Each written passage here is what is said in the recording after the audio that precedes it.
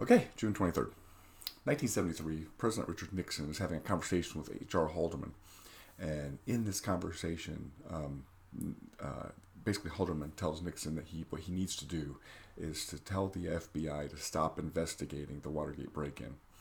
So basically Haldeman's telling him to obstruct justice, use his position as president to tell the FBI to stop investigating this break-in. Because as the news is coming out, it's coming out that the people that broke into the Watergate hotel to steal stuff and to bug the hotel and to steal stuff from the Democrats were being paid by Richard Nixon's re-election campaign.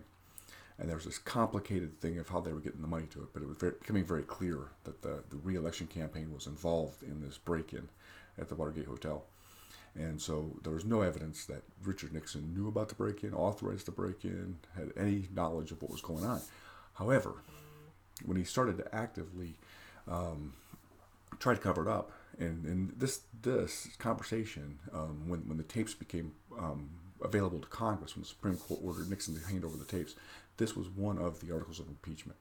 The fact that he then told Haldeman what to tell the FBI and how to concoct a story to make it look like it was just a bungled handoff of money that they were using to try and overthrow Cuba, or not overthrow Cuba, but they tried to do some sort of finagling of the story, and it was that right there was enough for the articles of impeachment to be drawn up to impeach Richard Nixon the next year, 1974.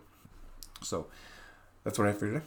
In 1973, H.R. Haldeman and Richard Nixon discuss obstruction of justice, basically, by telling the FBI to stop the investigation into the Watergate break-in. That's what I have for you today. I will see you tomorrow.